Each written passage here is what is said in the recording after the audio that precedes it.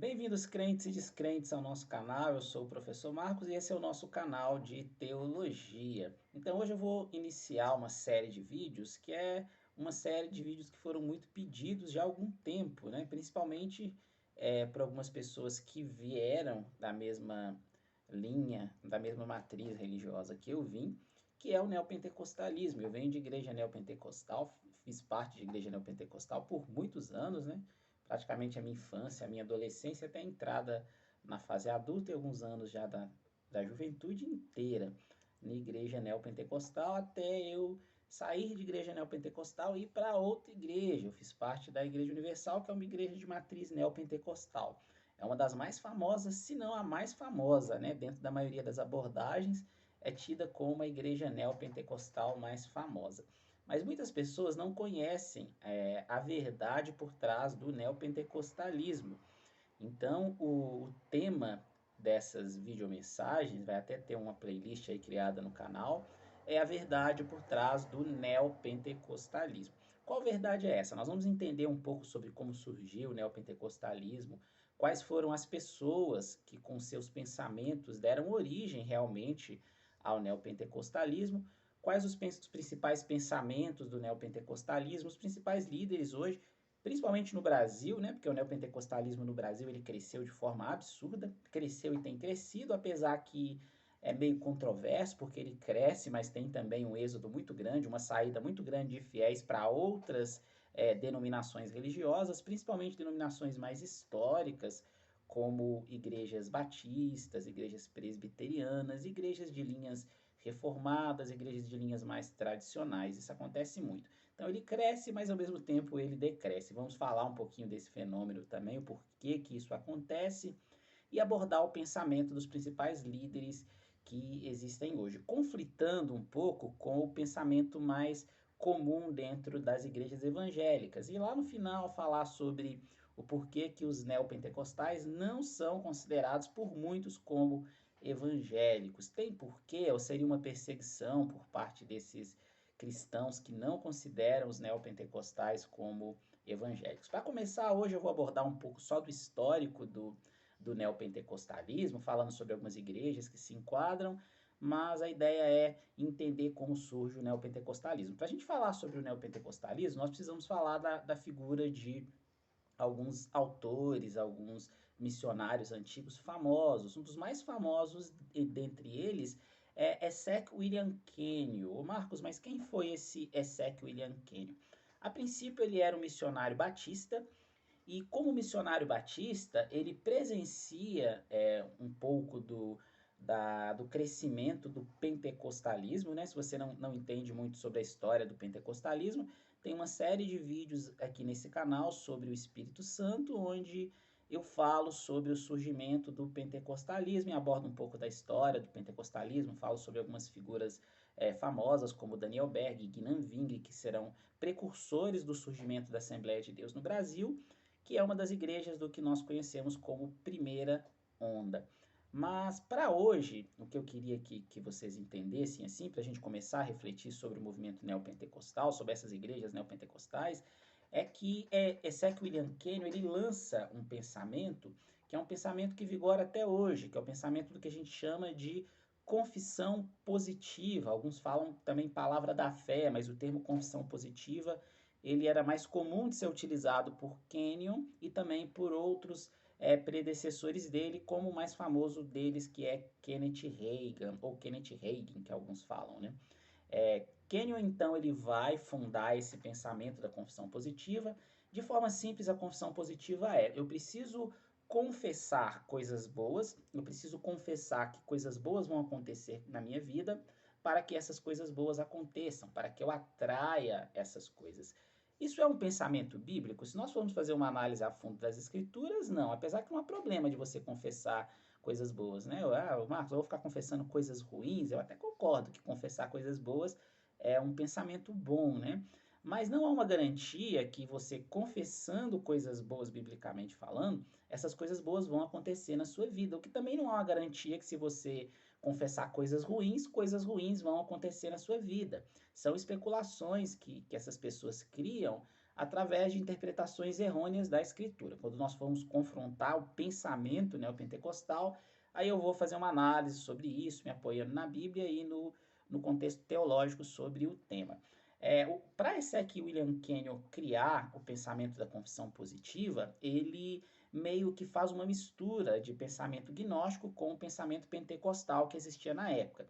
Lembrando que o pentecostalismo ele vai surgir não com a famosa Rua Azusa, né, por volta lá de 1902, 1906, mas ele vai surgir em um seminário lá nos Estados Unidos, no Kansas, onde vai começar a ser abordado a ênfase do falar em línguas. Então, com essa abordagem da ênfase do falar em línguas, algumas pessoas vão falar em línguas estranhas, eles vão acreditar que essas línguas são as mesmas línguas que ocorreram lá em Atos 2, e aí surgem as igrejas pentecostais, com uma ideia de um novo Pentecostes, né? Um avivamento, um reavivamento da igreja que estava aí fria desde a época do Pentecostes. O que em partes é um exagero, porque já ocorreram vários avivamentos da igreja, né? Se nós formos estudar a história da igreja, nós vamos aprender sobre vários avivamentos que ocorreram nos Estados Unidos, que ocorreram na Inglaterra, País de Gales, que ocorreram na Europa como um todo.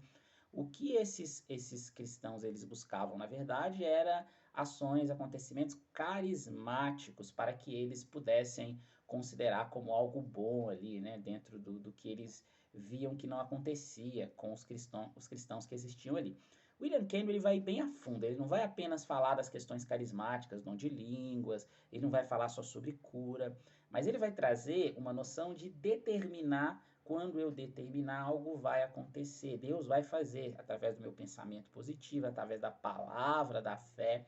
Aí quando a gente fala sobre a palavra da fé, tem uma figura de uma brasileira que foi influenciada por Kenyon, que também era uma missionária batista, mas que foi conhecer alguns ensinos de Kenyon, e mais ainda, eu trouxe alguns livros para quando a gente fala sobre o pensamento de crenças, né, de algumas religiões, de algumas denominações, nós precisamos entender o que essas pessoas elas escrevem, o que essas pessoas elas pensam que é o certo. Esse livro é um livro muito famoso, A Autoridade do Crente, de Kenneth Hagin. Kenneth Hagin é um discípulo de William Kenyon. E Valnice Milhomens, né, que é o nome dela, parece engraçado, mas é real, é uma missionária que hoje que foi considerada, né, tempo depois como apóstola, e que ela vai fundar o Movimento Palavra da Fé. O Movimento Palavra da Fé é fundado em 87, baseando-se nos ensinos não apenas de William Kenyon, mas também de Kenneth Hagin e de outros que já tinham surgido. Quando a gente fala sobre esses pensamentos, falou de neopentecostalismo, ainda mais no Brasil, né? As pessoas geralmente elas pensam em igreja universal. Ela fala assim: a igreja universal é uma igreja neopentecostal, é a igreja neopentecostal mais famosa que tem hoje. Realmente é, mas o pensamento neopentecostal ele não surge com a igreja universal, ele surge muito e muito tempo antes, né? Quando a gente pensa nas primeiras igrejas neopentecostais no Brasil, a mais famosa delas é a Casa da Bênção, que surge por volta de 1964.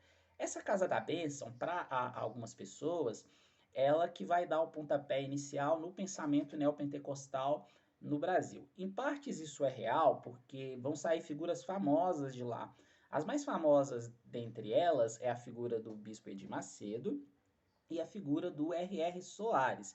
Tanto o Bispo Edir Macedo quanto o R.R. Soares faziam parte da Igreja Pentecostal de Nova Vida, que hoje não é mais uma igreja de linha simplesmente pentecostal, mas hoje o Bispo Walter McAllister, que é o líder master, né, da igreja, o Bispo Primaz, como eles dizem, a igreja hoje é conhecida como Igreja Pentecostal Reformada. Eles nem usam muito mais o termo pentecostal, mesmo se declarando como pentecostais, eles usam o nome de Igreja Cristã Nova Vida, como uma igreja de linha reformada. Tem um livro bem interessante, em vídeos mais à frente dentro dessa série, eu vou falar sobre ele, que é o Pentecostal Reformado, onde ele diferencia, inclusive, o pentecostal reformado do pentecostal tradicional, né, ou do pentecostal clássico.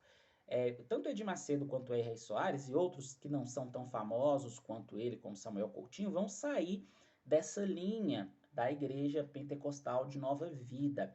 Da Igreja Pentecostal de Nova Vida, eles vão para a Casa da Bênção. A Casa da Bênção, por mais que ela ficou muito famosa em São Paulo, no Rio e alguns outros estados, mas ela surge aqui, onde na cidade que eu moro, né, a cidade que eu nasci, que é Belo Horizonte. Ela surge onde hoje é é onde hoje é a rodoviária de BH, né? Ali era uma praça e tudo no passado. Ali surgiu e depois ela vai se estender por outros estados, por outras cidades, e vai ficar mais famosa mesmo em São Paulo. Hoje, se você for no Brás, na rua Celso Garcia, bem pertinho ali do Templo de Salomão, né, a sede mundial da Igreja Universal no Brasil, você vai encontrar a poucos quarteirões a Igreja Casa da Bênção, que é uma igreja antiga e que é uma igreja que deu aí o lançamento, os fundamentos para o pensamento neopentecostal no Brasil. Com R.R. Soares e o bispo Edir Macedo, vão surgir outras igrejas. Quais igrejas vão ser essas? A mais famosa delas é a Igreja Universal, que ela surge em 1977. Na época, ela é fundada tanto pelo bispo Edir Macedo quanto pelo R.R. Soares. Alguns falam, há muita divergência entre pensamento de ambos, e há algumas abordagens que falam da figura do pastor Rodrigues, né, que até chegou a ser político da Igreja Universal e tudo, que ele também ajudou na fundação. O fato é que tanto R.R. Soares quanto o Bispo de Macedo, eles estavam. A figura do pastor Rodrigues a gente não vai abordar, até por falta de contexto histórico, e também não há, da parte de ambos, de R.R. Soares e de Bispo de Macedo, uma abordagem profunda sobre a figura dele, não. Da Igreja Universal, em 1980, no finalzinho, na verdade, em 1979, vão ter algumas divergências entre o Bispo Macedo e o R.R. Soares. O R.R. Soares vai sair e ele vai fundar a Igreja Internacional da Graça de Deus. Dos anos 80 para cá, meio que vai ter uma chuva de igrejas neopentecostais. E para a gente entender um pouco disso, a gente precisa entender sobre as ondas evangélicas. Quais ondas são essas e por que a gente fala de ondas? Ondas são alterações e surgimentos de denominações que ocorreram no Brasil ao longo da história. A primeira onda que ocorre no Brasil, ela é lá em 1910 e 1911, com o surgimento da Igreja Assembleia de Deus, que é uma igreja pentecostal, e a Igreja Congregação Cristã do Brasil, que também é uma igreja de linha pentecostal, apesar de algumas diferenças em comparação com a Assembleia de Deus. Lá nos anos 40, especificamente ali no finalzinho dos anos 40, já entrando nos anos 50, vão surgir outras igrejas, como a Igreja Quadrangular, que é uma igreja famosa, né? A Igreja do Evangelho Quadrangular, que é uma igreja americana que vem para o Brasil. Ela é fundada aqui no Brasil, mas ela é uma igreja americana. A Igreja Pentecostal Deus é Amor, e ela é muito famosa pela figura do já falecido, né, missionário Davi Miranda, que hoje ela está sobre a liderança do neto do missionário Davi Miranda. Disso, devido ao neto ter ficado à frente, acabou ocorrendo algumas divergências e várias divisões aí. É uma outra história que a gente vai discutir depois também dentro desses vídeos sobre o neopentecostalismo. E o que interessa mesmo para a gente é o surgimento em 1977 aí da terceira onda. Alguns colocam a Igreja Universal como precursora, mas o correto é colocar a Casa da Bênção em 64 como uma precursora do surgimento do neopentecostalismo. Porque ali já vão ter ideias do neopentecostalismo. Ideias essas que nós vamos abordar em outro vídeo, para o vídeo não ficar muito longo, né? Mas da Universal e da Igreja da Graça, o pensamento do neopentecostalismo, ele começa a ir para as rádios, ele começa para a TV e se difunde. E outras igrejas vão surgir também, como por exemplo a Paz e Vida em 1982, mas tem uma coisa interessante. A Igreja Paz e Vida do João Ribe Palharini, pastor João Ribe Palharini, tem até um livro aqui também, que é esse, ó, Paráclitos. É uma igreja hoje famosa por causa do estudo teológico, né? Mesmo sendo um estudo teológico de linha neopentecostal. A Igreja Paz e Vida é um pouco diferente das matrizes mais antigas, antigas em questão de fama, né? Como Universal e Igreja da Graça. Ela segue sim uma linha de teologia da prosperidade, mas de forma um pouco mais branda, né? De forma um pouco mais amena. Vai ter ainda uma dissensão dentro da Igreja Universal e o surgimento da Igreja Mundial do Poder de Deus. Alguns colocam em 98, outros em 99, o surgimento lá em Sorocaba, pela figura do famoso apóstolo Valdemiro Santiago. Da Igreja Mundial do Poder de Deus, muitos atribuem a figura do apóstolo Ageno Duque, e em 2006 vai surgir a Igreja Plenitude do Trono de Deus. Dentro desse tempo aí, os anos 90, os anos 80, os anos 70, finalzinho dos anos 70 e os anos 2000, muitas igrejas vão surgir, como a Sara Nossa Terra, em 1992, Em 99, a Bola de Neve, que também é considerada como uma igreja neopentecostal. Mas o que eu queria dizer é que todas essas igrejas, elas bebem do pensamento desses autores, desses influenciadores lá de trás, desde Essex William Kenyon, passando por Kenneth Hagin e outros mais modernos, né? Alguns que já morreram, outros que estão vivos até hoje, autores internacionais como Miles Monroe, como Maurice Cirulo, como Benny Hinn, dentre um monte de outros pensadores que influenciam a questão da teologia da prosperidade e o neopentecostalismo. Eu estou com alguns livros aqui que são interessantes para quem interessar. Esse livro do João Ribe, ele é um livro que não fala muito sobre qual é o pensamento dele no que diz respeito ao neopentecostalismo, mas ele tem outros livros que dá para perceber. Um dos livros mais famosos do neopentecostalismo, já falei sobre ele, né? O livro do Kenneth Hagin, Autoridade do Crente. Esse livro é muito bom para quem quer entender. O Bispo Rodovalho da Igreja Sara Nossa Terra, ele traz um pensamento, às vezes, um pouco mais, não elitizado, mas ele traz um pensamento que é um pouco mais intelectualizado. Então a gente consegue perceber algumas diferenças entre a Sara Nossa Terra e as demais igrejas de linha neopentecostal por causa disso. Um foco muito grande em jovens também. Eles têm um culto chamado Arena Jovem, que é um dos cultos de jovem hoje no Brasil, que tem a maior quantidade de público por causa da forma como eles trabalham. Mais à frente nós vamos falar um pouco disso também. Tem um livro mega famoso, T.L. Osborne, que é Curar enfermos e expulsar demônios. Aqui está muito da doutrina hoje dentro das igrejas neopentecostais, da expulsão e manifestação de demônios. Nós vamos entender um pouco quando nós falarmos sobre esse livro.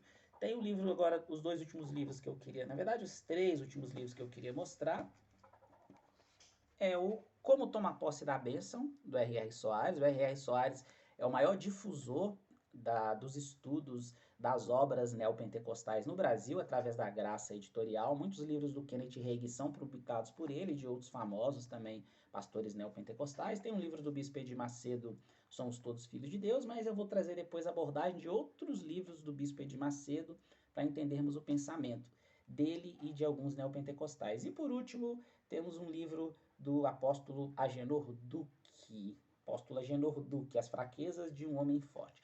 Todos estes fazem parte desse movimento chamado movimento neopentecostal, um movimento tão conturbado, né? Um movimento que tem aí as suas questões de fama e tudo, de má fama, mais má fama do que boa fama. E ao longo desses vídeos nós vamos pensar um pouco, refletir e colocar em tese o pensamento neopentecostal. Então, se você é de uma igreja neopentecostal, quer aprender, porque acontece muito no neopentecostalismo, quando eu era de uma igreja neopentecostal, ocorria isso. Eu estava lá dentro, mas eu não sabia direito o que era uma igreja neopentecostal, né? Nem me preocupava muito com esses termos. Mas é importante para que você entenda por que você crê dessa forma e por que a sua igreja ela crê e ela professa a fé desse jeito. Você que também não é de uma igreja neopentecostal, mas quer aprender, vai ser um prazer compartilhar com vocês. Então, gente, muito obrigado. Esse vídeo ficou um pouco mais longo assim, mas é porque é um vídeo introdutório para falar sobre esse tema, que é um tema tão amplo que é a verdade por trás do neopentecostalismo. Um abraço e até a próxima.